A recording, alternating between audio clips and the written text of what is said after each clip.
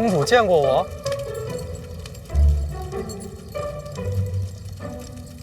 偷偷见过。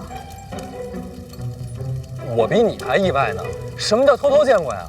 母后寿宴，在后殿，我亲眼瞧见你和我朝圣女朵朵姑娘于众目睽睽之下脉脉含情。没有，绝没有脉脉含情。至于吗？捡起来。范使臣，你这是没死透？不是真死啊，不是真死。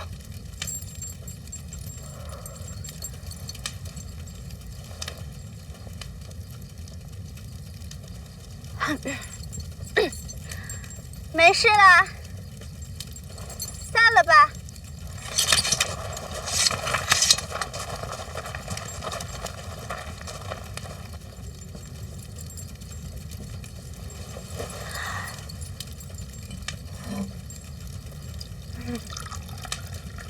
初闻范使臣噩耗，颇觉震惊。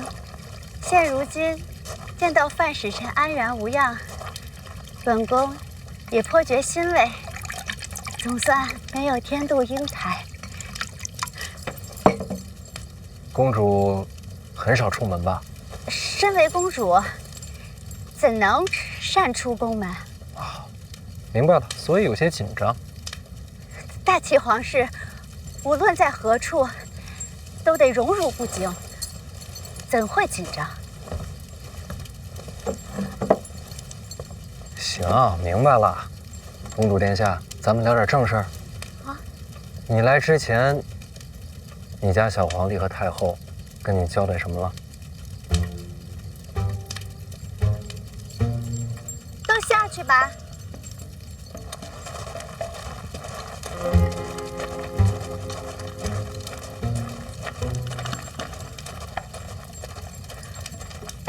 母后与陛下都与我说过，范使臣与大齐暗中走私盈利往来。他日范使臣若是有讯息，可告知我，我便可把讯息传给大齐。所以咱们也算是自己人。算吧。所以我不能死啊！这不是没死吗？可以活不成了。我要是活不成，咱们之间这买卖还怎么做？啊？那范使臣要怎么活啊？公主会说谎吗？大齐皇室最为忠信，怎能伪言瞒昧？那公主要是不说谎的话，您家母后和陛下跟你交代的事情就做不成了。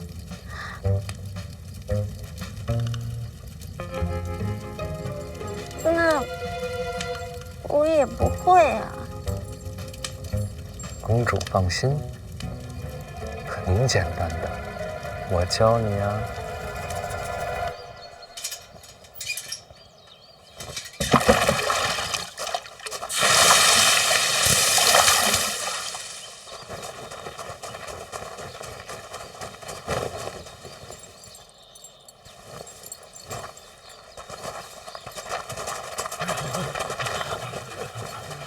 怎么了？怎么回事啊？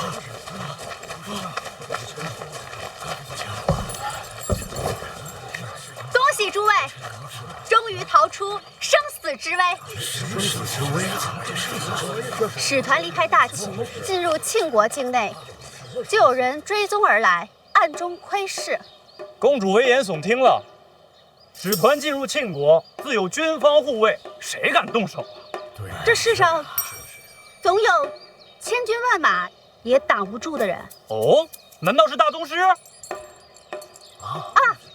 没错，大宗师没事，大宗师听说过。大宗师之威胜过铁骑如林。大宗师为何要针对使团啊？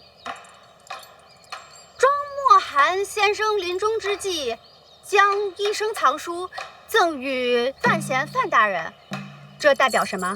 这当然是代表文坛传承啊！没错，文文坛盛世总在两国之间，其他人心中怎么想？是境外蛮族，是杜一城。公主怎会知道大宗师会出现呢？我本人亲眼所见，贵方使团中有人以一己之身直面大宗师，他以自身性命保住了文坛传承之路，保住了诸位的性命。这是谁呀？不知道，绝对是个高人。是啊，竟敢直面大宗师，有魄力啊！你干钱呀？不许靠近，不许靠近！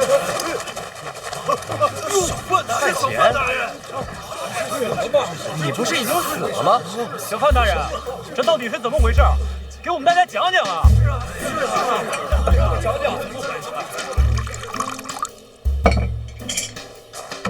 哎，算了，不说也罢。大人他这是不贪功啊！可是大家有知道真相的权利。启年，大人，诸位，在这个大宗师面前呐，大人只有假死这一条路。只有小范大人他死了，那所谓的文运才能无人继承，那位大宗师也就不用杀入使团，才确保了大家的安全呐。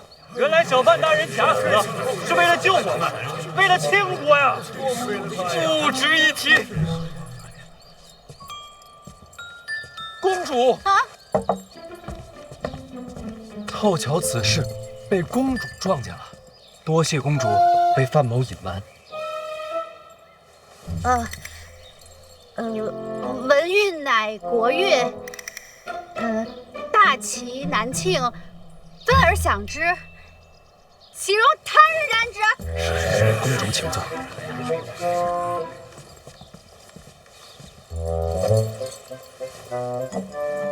公主喝水。敢问小范大人，对手是哪位大宗师啊？未曾交手，这大宗师若是真出了手，我怕是已经死了。只不过远远瞧见那人用剑。哎呦，你就白问，大宗师就4个，除了北齐大靖，还有谁呀？4支箭呢？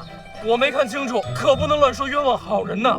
没看清楚的事儿不能乱讲，万一人为这事儿杀过来怎么办呢？对，多亏了小范大人呐！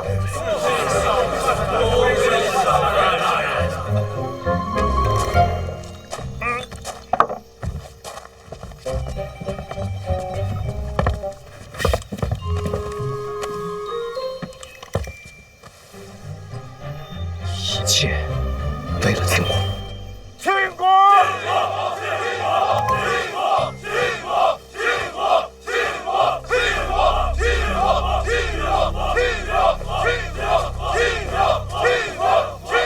大家安静，给大家半个时辰的时间，整装拔营。半个时辰之后，准时出发。小范大人安然无恙，是庆国的幸事，速将此消息传回京都。是啊，小范大人这乃倾国之福啊！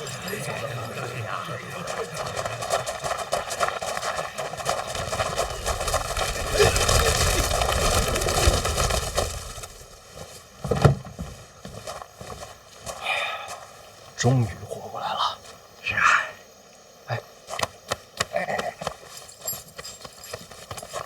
小范大人，你不怕那4股剑亲自赶来？他要是为了这点事儿啊就能赶来，那他早就赶来了。啊？多谢公主配合。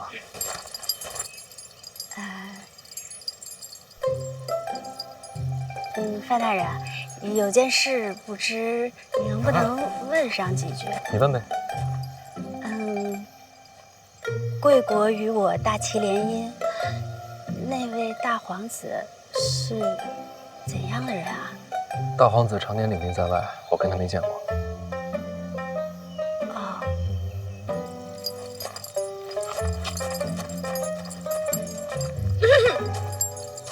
哎，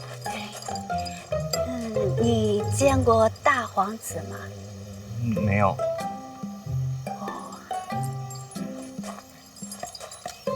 哎，您慢点。小莲公子，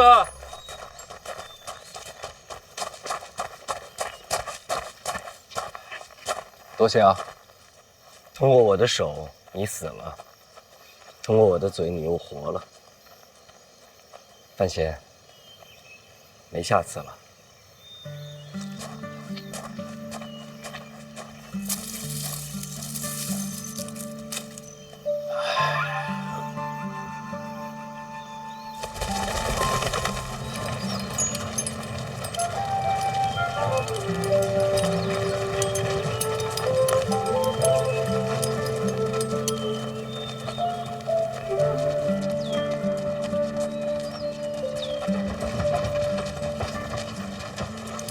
哎，国宝啊，前面来一人啊，是来接使团的吧？怎么一个人跑过来了？哎，这人看着眼熟啊！啊！哎，小范大人，哎呀，你可回来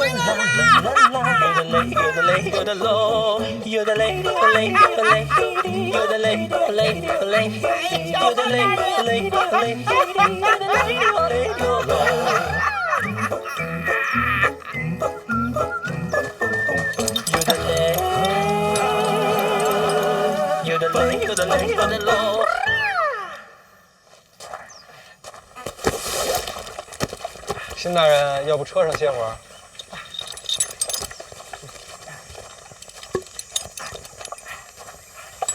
哎，辛大人，哎，慢点儿。哎呀，多谢，哎呀，多谢。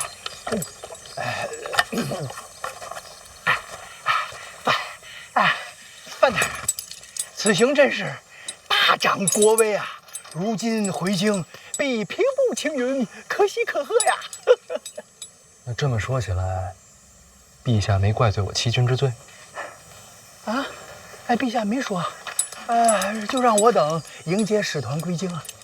辛大人辛苦，那咱们现在进城。哎，这个，使团一行万众瞩目，这个礼部早准备下一应礼仪，只不过什么？你说呀。只不过巧了，大皇子自军中归京，也是今儿到。那是真巧。本来能避开，无奈前日涨水，把东边的官道给冲垮了。大皇子又临时改变了行程，这不就都怼在北门撞上了吗？那这伙人呢？不远，离此不足3里。所以呢？大皇子的骑兵亲卫，待会儿就到。所以到时候两队人马挤在城外，不太好看。正是。礼部专门让你过来，劝我让个路。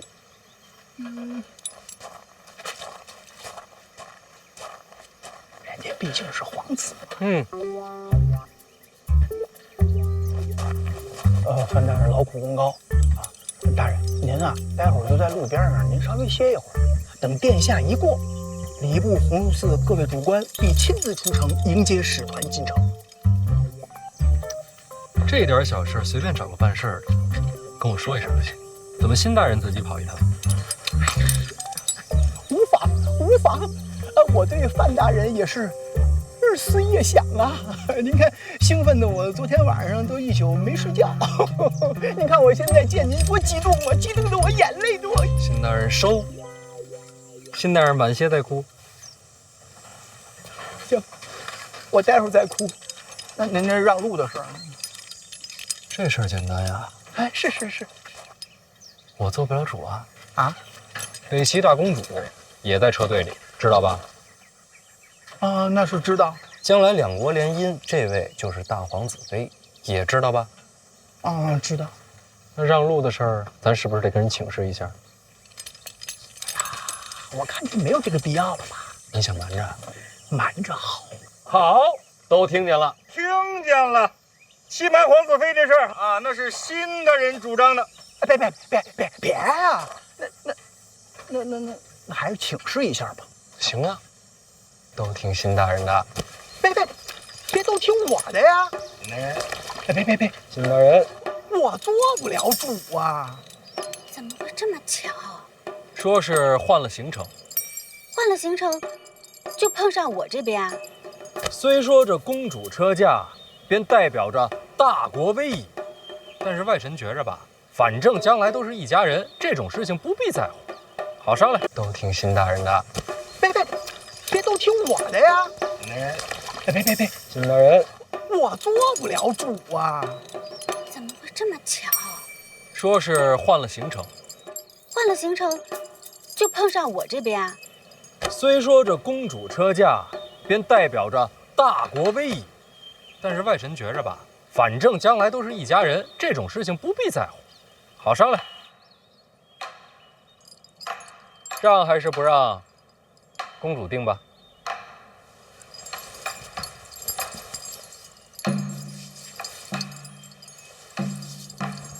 我身为大齐皇室，所言所行都代表大齐颜面。我可以委屈自己，但不能辱没大齐国威。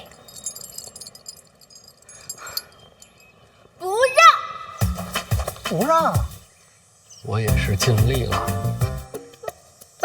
那大殿下怎么办呢？那不成，让他等等呗。不，那可是皇子。那可是皇子妃。新大人，要不然让礼部先准备着。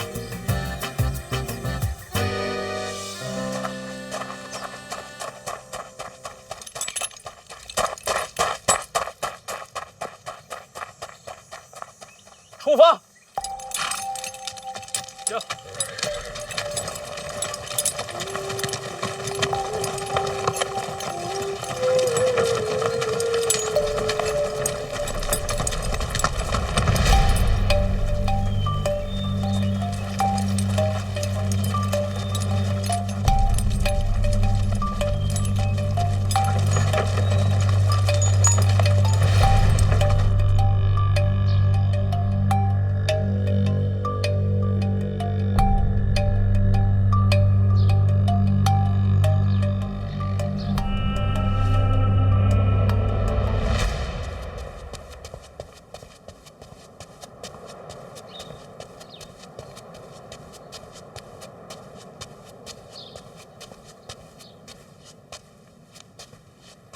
陈范闲见过大殿下。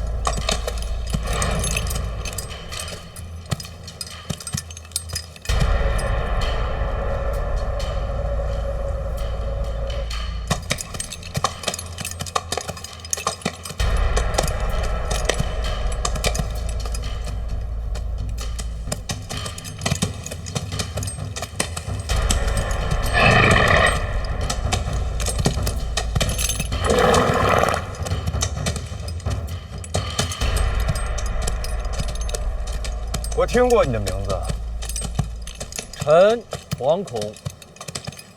敢与皇子抢答，胆量不小，却未免愚蠢了些。殿下，我也不想啊，这都是不得已。怎么个不得已？本宫身体柔弱，一路南下，有些水土不服。大殿下这样，是想让本宫等在城外，不许入城吗？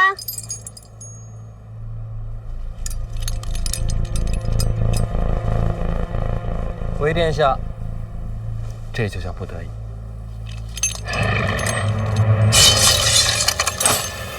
哎，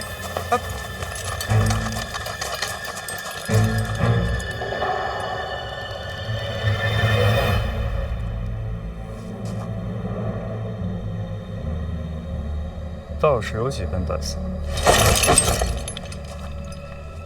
殿下的家事儿，陈皇上吗？如果我非要让你让路，那臣就只有一死，给殿下赔罪。是本宫想早日进朝，与范大人无关。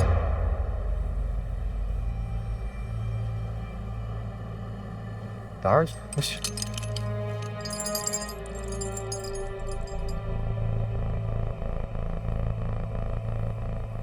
范闲，你是觉得我不敢杀你是吗？殿下有什么不敢？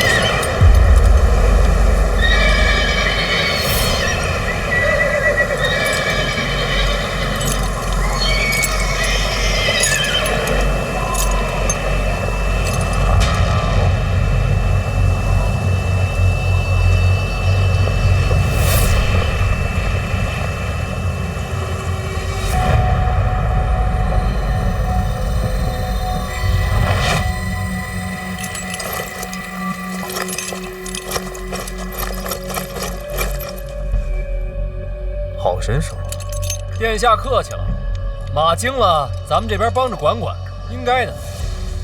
马死了，马死了！快快快！这老高，你这不至于吧？我没出刀，那这马的怎么死了？战马冲锋，不使点劲怎么拦啊？出征归来斩我战马，范大人果然厉害。本王领军在外征战多年，没想到朝廷是这样接我们回家的。这是个意外。看在你是婉儿未来的夫婿，我不深究。把这人给我，陪马便是。哎，老高，范闲，你想清楚了。大人不知道。闭嘴！他的事儿我担着。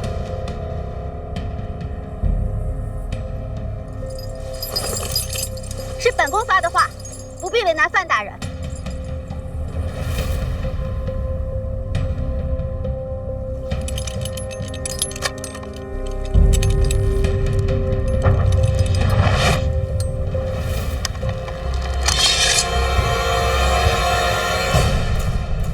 太子殿下到！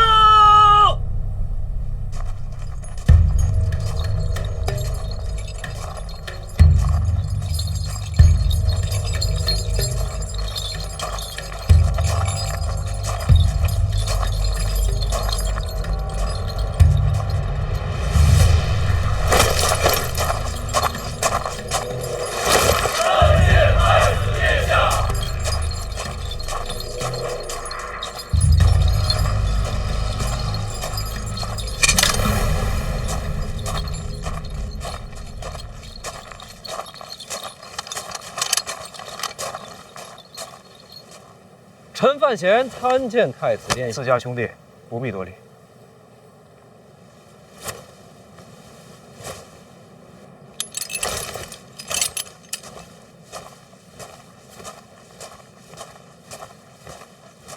大哥，参见太子殿下。你是我大哥，怎么能你拜我呢？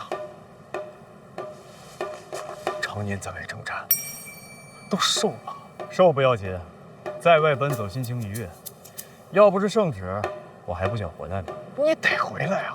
不知道坐地里的多想你吗？哥，抱抱。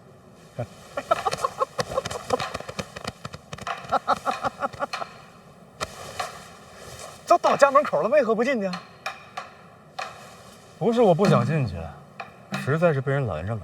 啊？谁敢拦你啊？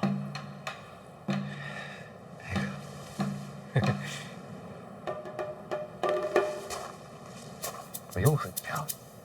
拦我大哥是重罪，你知道吗？臣哪有那么大胆子呀？这不是北齐大公主殿下也在撤退，说着一路远行，水土不服，想早点进城休息，是吧，公主？确实是本宫的意思。公主稍安勿躁啊，车内安坐即可。战死军马，本宫陪夫就是。可不便宜啊！我身为大齐皇室，这份担当总该有。那你比我有钱，我是赔不起。我也是母后给的。多少银两，告知我便是。好，回头我单独找你。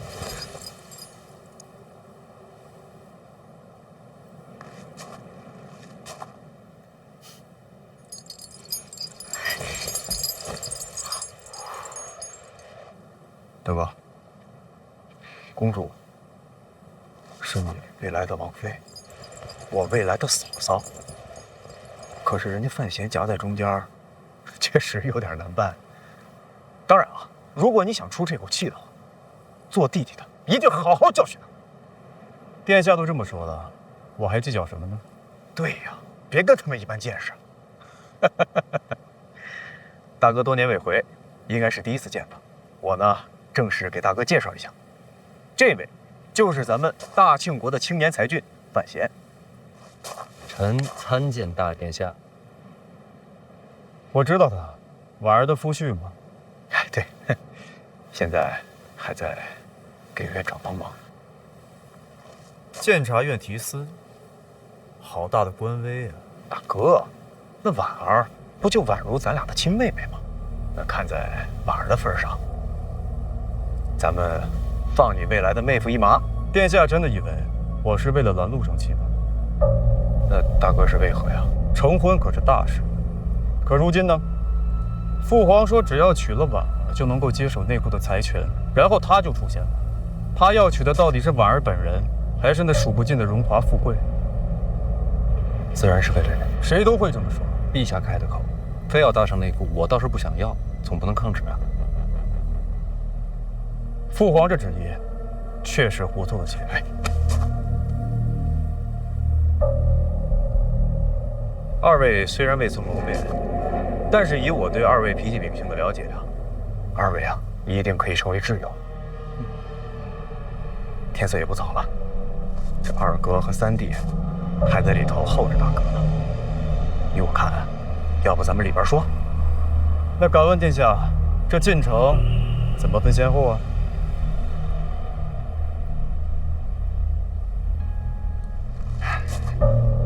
你来的可真是时候啊！那可不是吗？还是太子做主吧。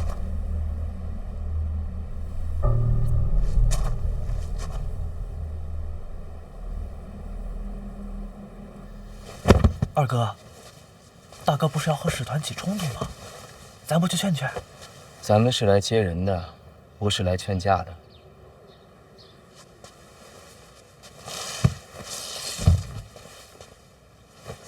那太子殿下怎么过去了？太子跟我们不一样，那太子会帮谁啊？他呀，谁都帮，又谁都不帮。那太子可太不容易了。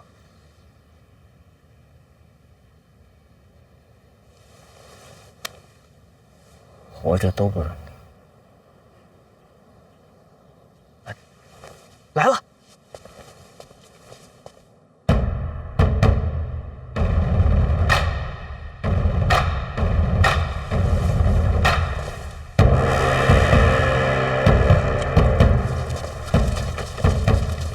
同时进城，获得一手好戏。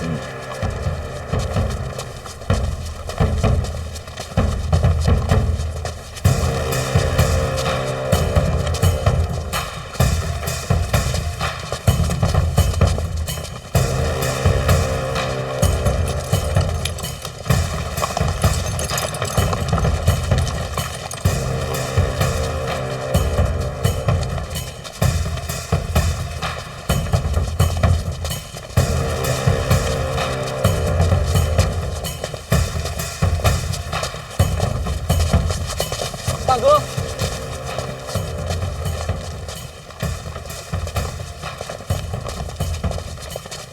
这么久不见，长这么高了。将来跟大哥一般高，也领兵打仗去。有这心就行。永未谋面，你瘦了。我刚才看见他，也是这么说的。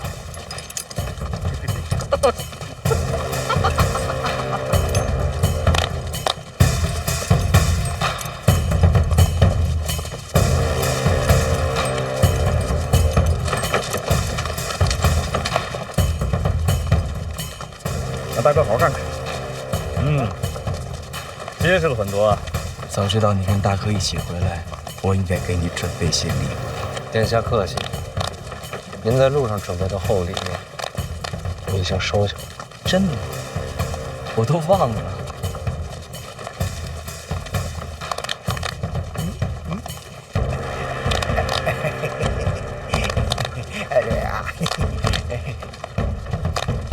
笑笑笑！不过你放心，还有更好的礼物等着你。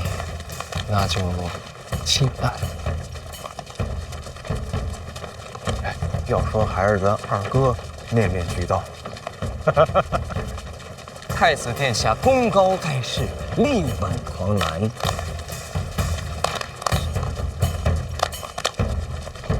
二哥取消我，这不夸你了吗？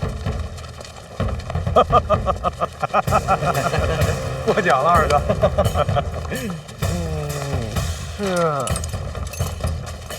是你。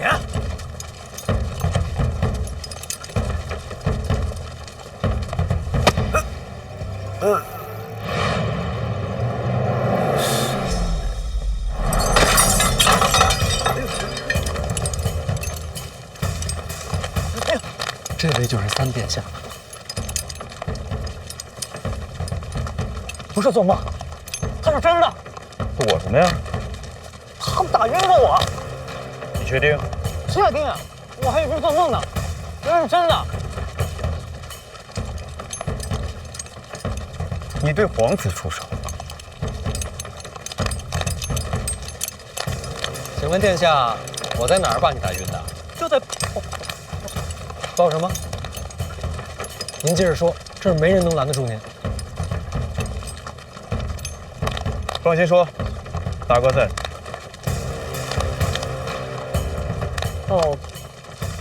抱歉啊，我记错了。记错了？啊，确实是有噩梦。那这么说，咱们没见过？没有，头一回见。吓臣一跳。真记错？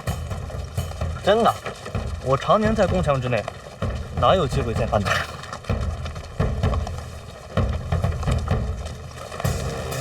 你们俩，我多问一句。不是说了，梦里见的。行，那臣就先告退了。急什么？久未谋面，不再多聊聊。归仙似箭呐，出门这么久，确实想家想老了。倒是难为你了。陛下口谕，宣范闲同诸皇子入宫觐见。这么早就见你，可能是因为刚起了军吧。大哥慢慢习惯，这就是我们的小范大人。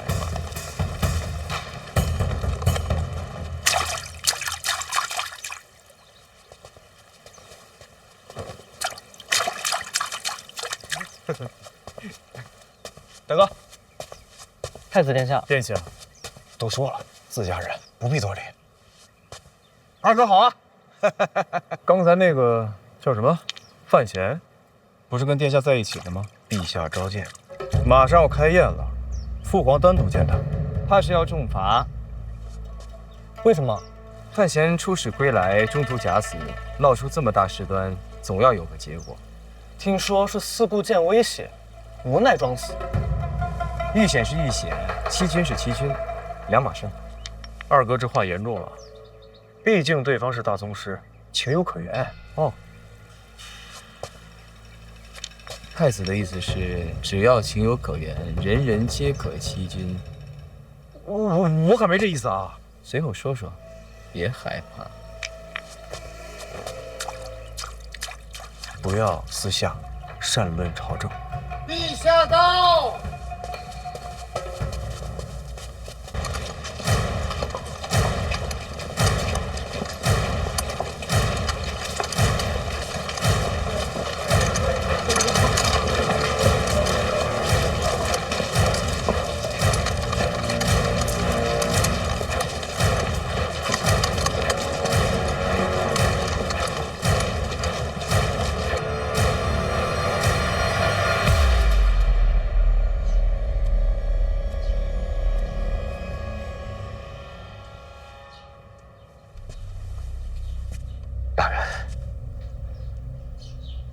我以为人事让殿下。理解。其实我也挺奇怪的，把人抓走了，也不留个要求啊。是不像你是吧？抓人人命都是为了谈条件。这不重要。其实到现在，我真的有点被自己感动到了。即便到如今这般田地，我依然想给你一个机会。如果你愿意化敌为友，我立刻放了滕家母子、鲍玉楼的麻烦事儿，一笔勾销。到这个时候，还得是你来原谅我。都一样，人生在世，谁没做过什么错事儿啊？放下，放下就好。放下？怎么放下？鲍月楼买卖人口、逼良为娼，这些人受的委屈该怎么算？该怎么算？找你算，他们这样都是你造成的。我不在乎他们，我在乎的是你。只要你愿意化敌为友，这些人不都你说了算吗？两条路，要不然和解，要不然杀你。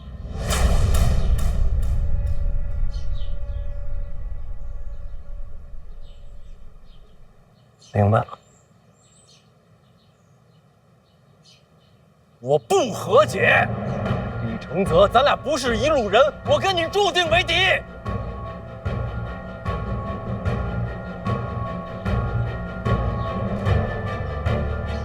可惜了。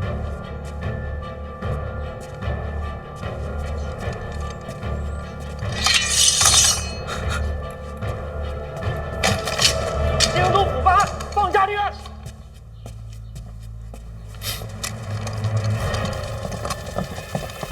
别动！别动！都别动！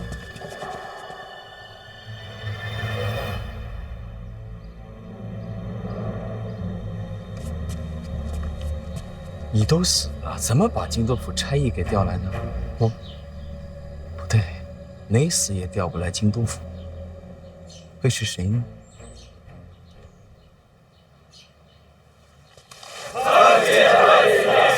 哎，各忙各的，免礼吧。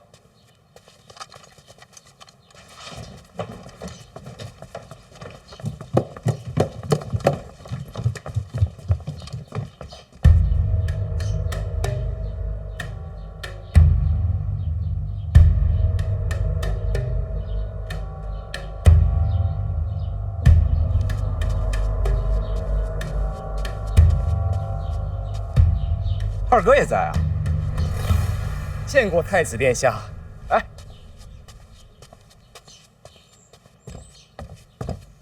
自家兄弟，不必多礼。那咱们聊聊。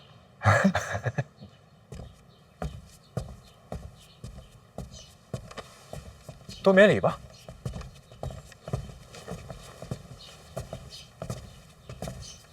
太子殿下，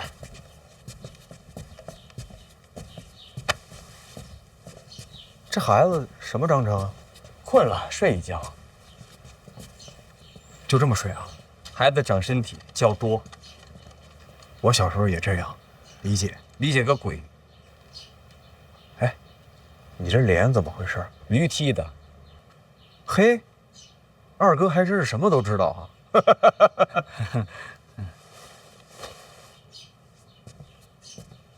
太子殿下怎么有空来这种地方啊？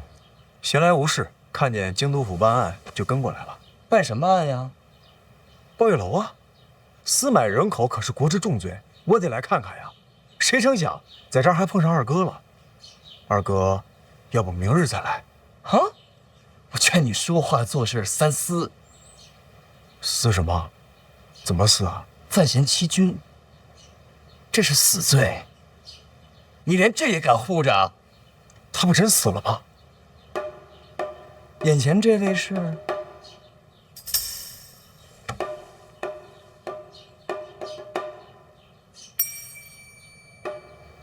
陈二哥，你可别吓我啊！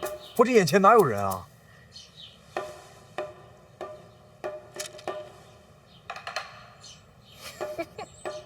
你得想想后果。包庇欺君，这是同罪。我近日啊，甚是乏累，我眼瞎，我耳聋，我何罪之有啊？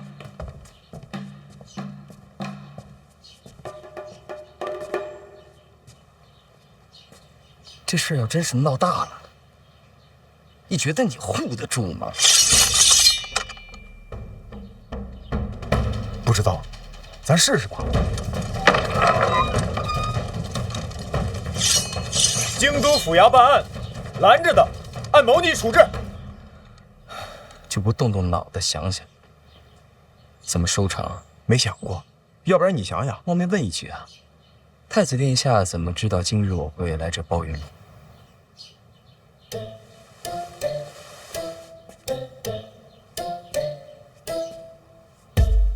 王启年，哎，殿下，殿下，这千怪万怪呀，这都得怪我家大人啊！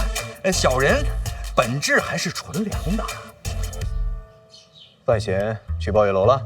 正是。那你一会儿还得去二哥家。小范大人说了，只要太子殿下时机把握得准，就能把人堵在抱月楼里。范闲这是把自己当鱼饵了，就希望太子殿下钓得开心。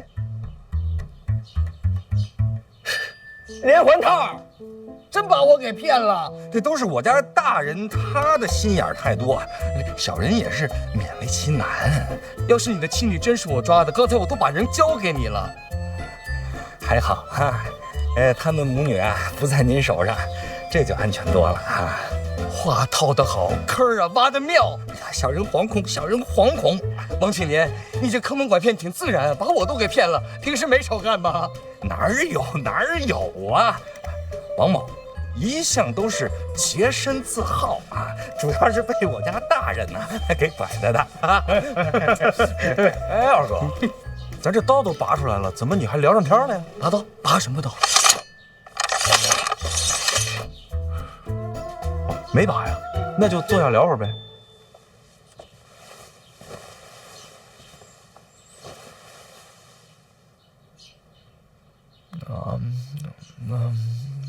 你说这是自家兄弟，你又贵为太子，在你面前拔刀，那不是谋逆吗？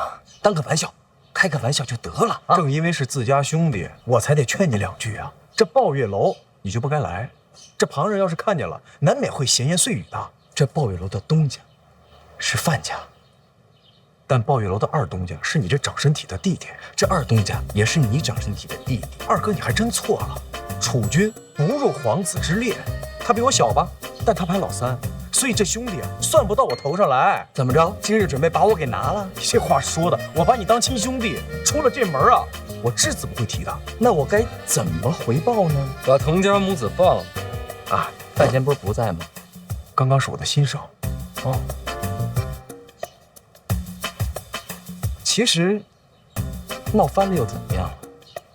这抱月楼与我毫无瓜葛。外人诟病2句，我不痛不痒。包玉楼跟你毫无瓜葛。我问心无愧。你确定？非常确定。那咱们借一步说话。好。哎呦。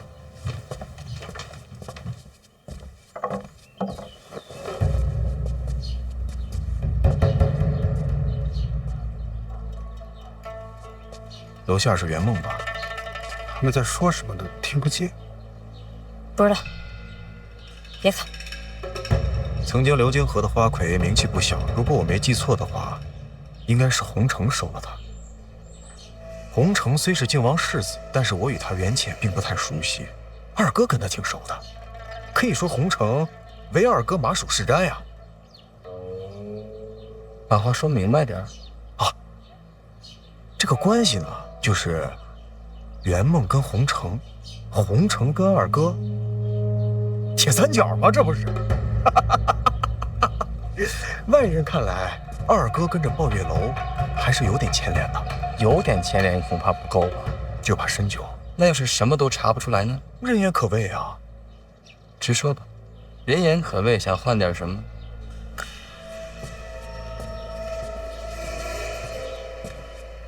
所以把滕家母子放了，就是我的意思。一句人言可畏，我就放人。你觉得我是这种人吗？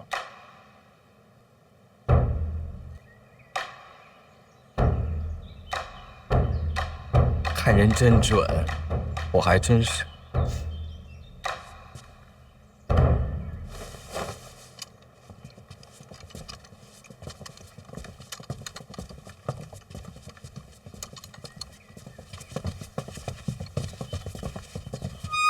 说到底，都是自家兄弟，咱们是自家人，谁退一步无关紧要。白五舅，殿下，把滕家母子送回住处。这个快去。是。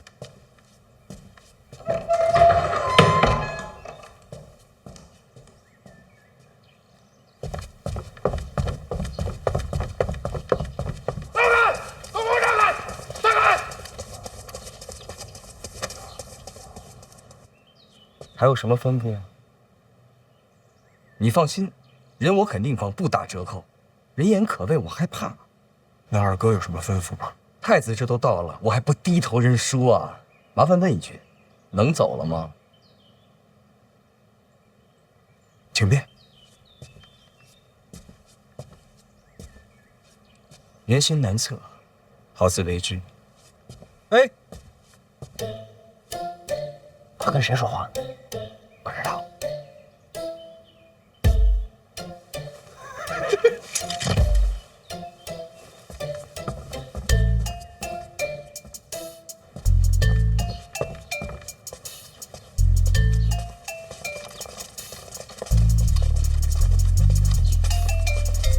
府衙办案，别给人添乱，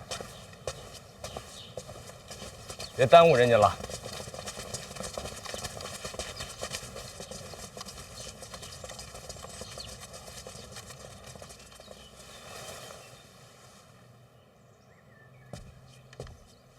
琢磨什么呢？你觉得他真的假的？以我对二哥的了解啊，他不是言而无信之人，只要他答应了放人，那他一定会放的。我是觉得他妥协的也太快了，就算局面不利，当场就走也是一种做法。就这么容易放人？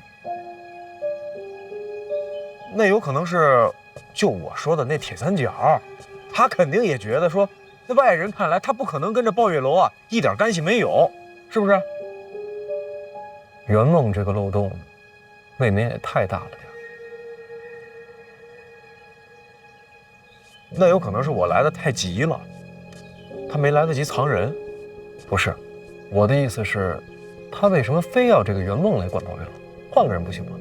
人家圆梦是花魁，这八面玲珑之人，最适合的就是干这活了，对不对？他借抱月楼坑了范思哲，然后给我送信儿，又抓了滕家母子，费这么半天劲，现在就这么算了？人家本来啊是想抓你个欺君的，谁成想这计划落空了。有没有可能袁梦是他故意送出来的冷冻？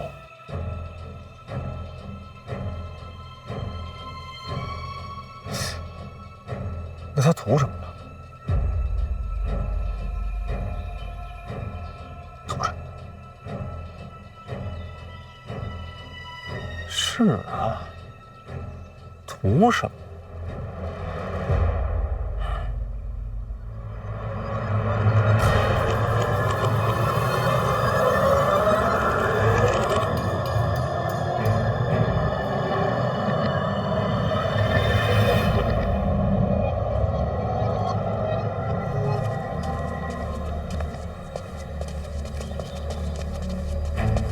人放了，我已经安排下去了。孤儿寡母的，别把人吓着。咱们就这么把童家母子送回去？暂时没抓着，放就放了。况且为了这事儿，他玩命，不知道。可是这么一来，咱们什么好处都没捞着啊！急什么？鲍玉楼这出戏才刚刚开始，只有他以为他赢了。那王启言呢？他倒是真把我给骗了，是个人才。不敢当，不敢当。王某算什么才呀？顶多算是个人。天下您实在是谬赞。哎，那这个人还挺谦逊。不过能骗得了二哥的人啊，可真不多，已经很不错了。主要是殿下您福源深厚，再加上我家大人那是妙计连珠啊。我呢，不过是尽了点老实人的本分啊，所以才把这事儿做得这么漂亮。老王，哎，差不多得了。好嘞，这鲍玉楼，你打算怎么办呀？能不能把人放了？如果现在放的话，估计一个活口都留不下。那就先封楼。你安抚他们，等我正式回京，一定给他们条生路。好。哦，对了，楼里有一个姓金的姑娘，你尤其照顾着，把卖身契还给人家。对得起我嫂子。这生意这么好，说封就封啊？不干了？不敢干。还有你不敢干的事儿？底线不敢碰，底线不敢碰。也罢，那我就不多留了。你呀，尽快回使团，别耽误了使团回京的日期。我马上回去。哎，殿下，滕家母子那边这段时间就麻烦您派人照顾了。哎，这个你放心。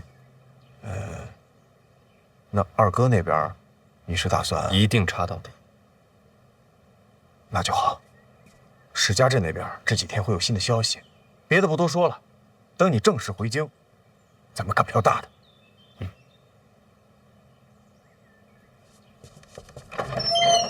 殿下拿到。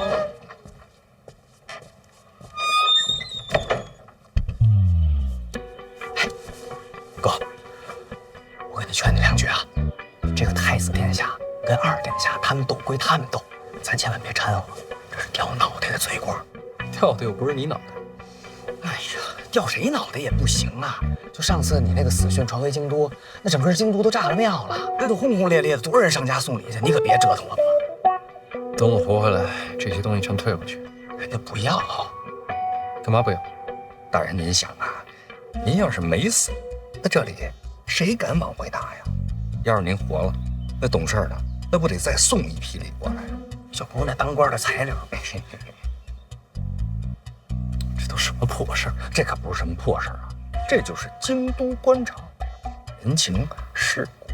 哎，行了，把楼封了啊，该交代也交代了，我们走了。哎，哥，不行，什么就交代完了？这还交代一位呢，他怎么办呀？你看着办。我看着办，不是你一手都给人劈这儿了吗？不然呢？让他睁眼看着自己哥哥都斗成什么德行了。还真有点哥哥样。你是我哥，你得向着我呀，我怎么办啊？今天之后，把自个关在家里，我没回来之前不许说完。行，今天的事儿谁也不许说。我懂了。放心，不会有事儿的。等我回来。等你回来，少爷保重。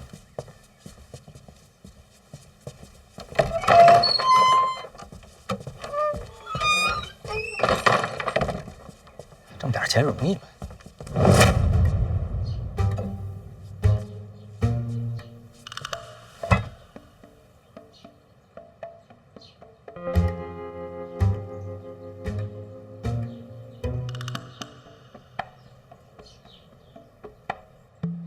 这不是我的地儿吗？老哥，老哥，你怎么睡着了？最近可能长身体，特别困。因为啊，我怎么记着这屋里有个人，不知道从哪给了我一下子，然后我就趴这儿。不可能啊！你说从这儿出来一人，给你一手刀，然后你直接你就趴这儿了？好像是，不能！我跟你说，你今儿啊不知道怎么了，你一来呀就奔那榻那儿去了，说是提不起精神头，想睡会儿。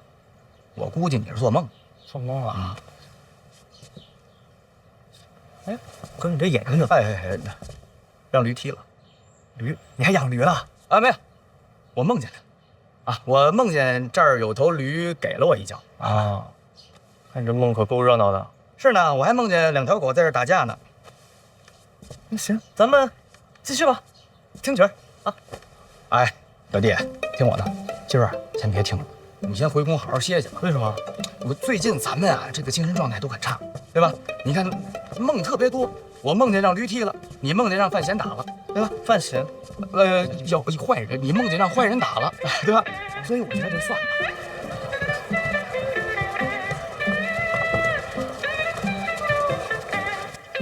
大人，没有啊？啊，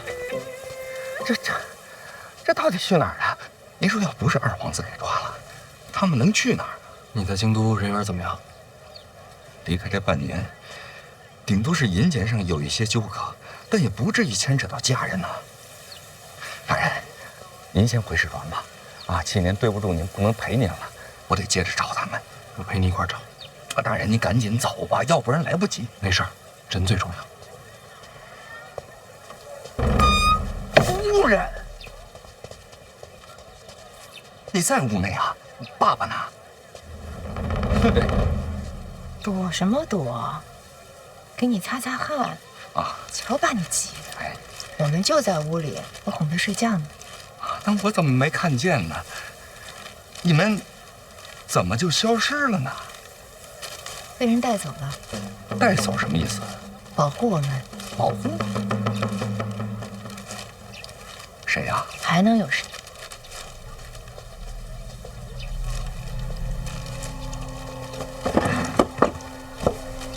陈萍萍。没错，陈院长托我带话给你。滕家母子已经放出来了，陈院长会把他们送去儋州安顿。他问你走之前要不要见一面？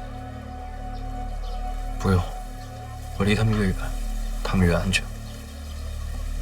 陈院长劝你尽快回使团。他到底想干什么？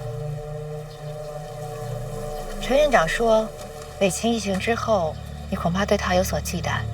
他说他不用解释，语言有时候没有意义。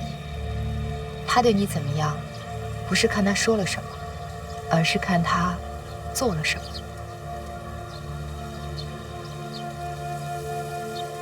你能看透他吗？天底下谁能看透陈院长啊？夫人，照顾爸爸辛苦了，我跟大人得回使团了。小范大人，你在哪儿啊？眼看都到京都了，你再不回来我兜不住了。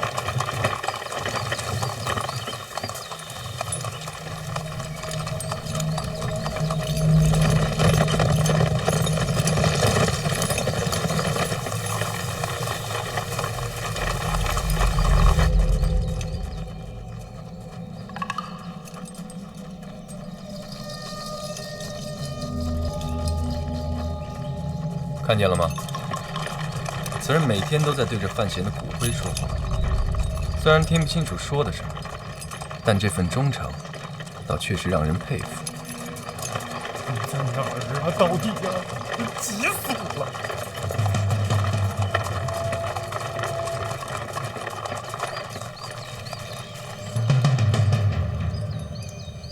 好了，眼看就要到京都了，这范闲之死，看来确实没什么意外。走，回京禀告殿下。这。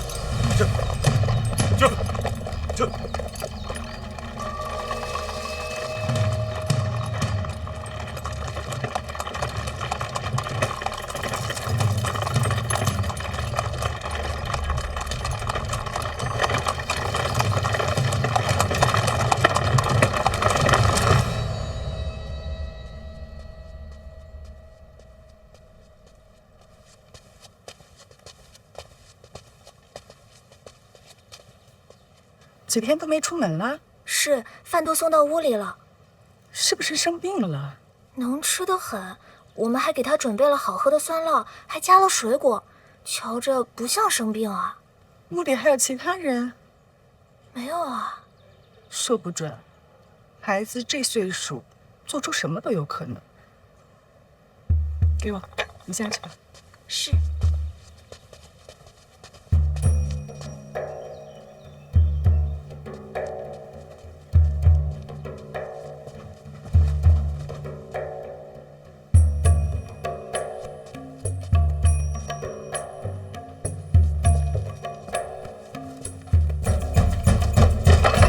娘，要不您进来？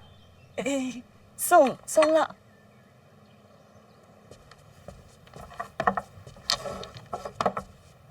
床底下你也翻翻啊。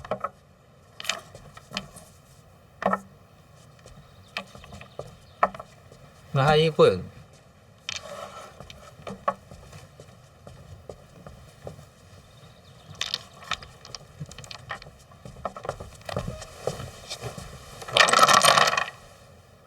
没人吧？那你为什么天天屋里躲着？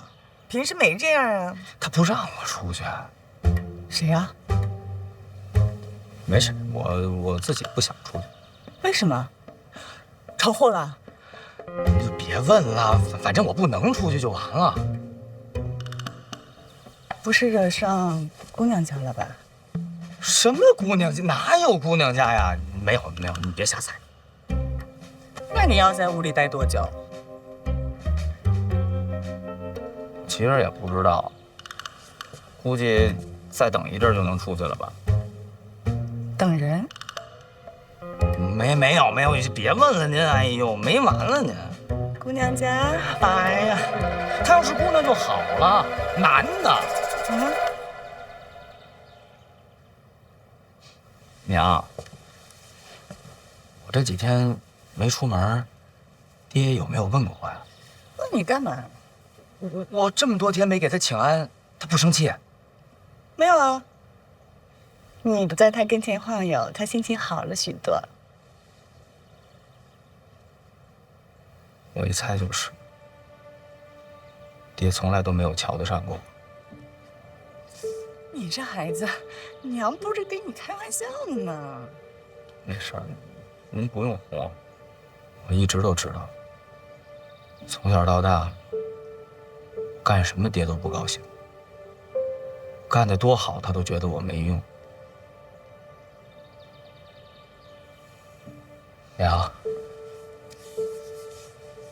您说我这一辈子要是都做不出一件让爹骄傲的事儿，是不是活着也挺没什么意思的？思哲，他是你爹，不是真觉得你没用，他只想让你更好。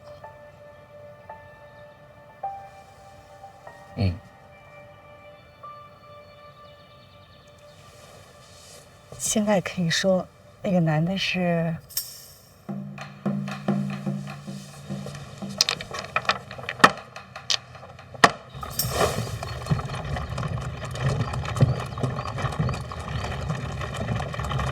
哎呀，大人，好些了吗？本来也没多大事儿。怎么没多大事儿啊？自从秦霍萧安大战之后啊，您这身体内的霸道真气就总不听使唤，就亏了我弄了这辆马车了。还能让您好好的休息休息，要不然又该出血了。这次范闲之死，我殿下的心头大。回京之后，我给你们请功。哈哈哈。哎，这场戏人给烧了，不然让殿下亲眼看看范闲的尸体，他会更安心。行了行了，还多久回去？天黑之前吧，应该能赶上使团了。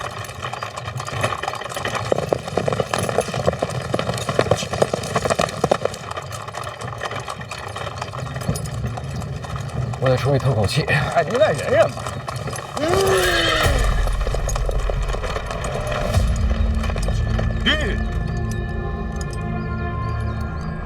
范闲，这么巧啊？那是真巧。谢必安，我都死这么多天了，你还跟着使团给我手头气呢？杀了他，让他再死一次！我冲！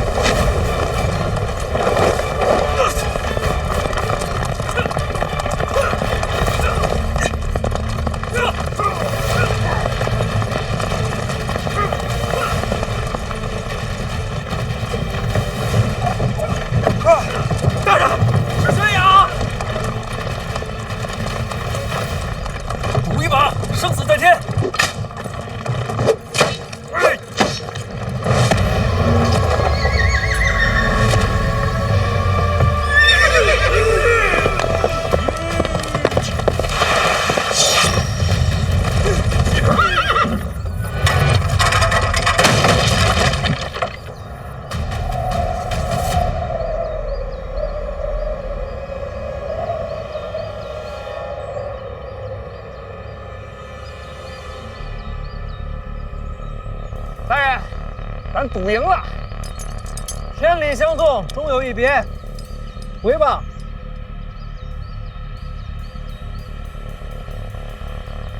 哎，回去告诉李承泽，在京都等着我。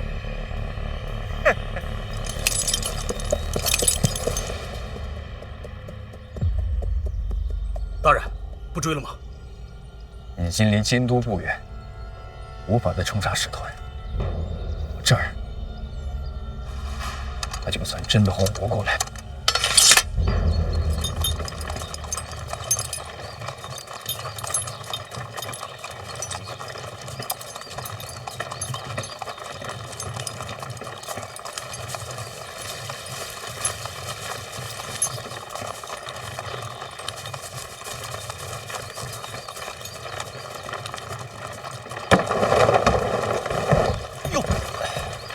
你回来了！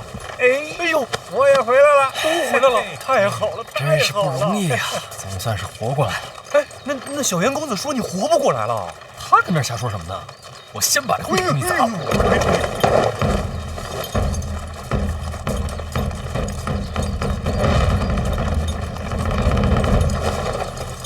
后边那车队谁的？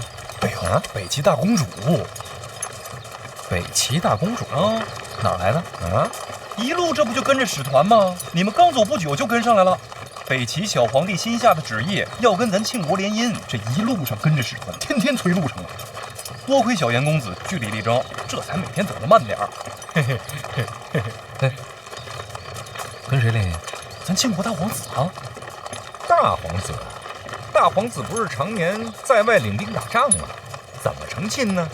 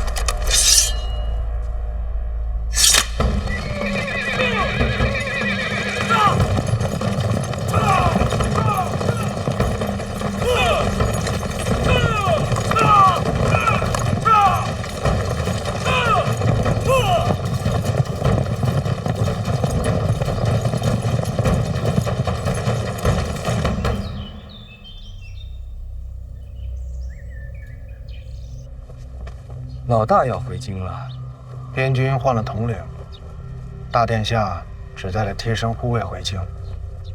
这么多年，怎么忽然把他给调回来了？听说要成亲，北齐大公主要和大殿下联姻。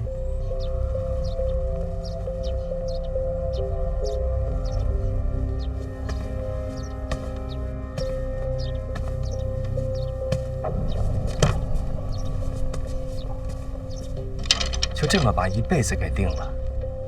毕竟是个公主嘛。老大什么时候到京都？就这2天了，已经在城外准备迎接了。接就接吧，还是要跟范闲撞上。怎么说？我算了一下时间，范闲的使团跟大殿下回京应该是同一天。这么巧？按理说应该走2个城门回京，但如果从1个门，您说谁让谁啊？吩咐下去，巧合也好，修路也罢，总是让这2队啊走同一个城门。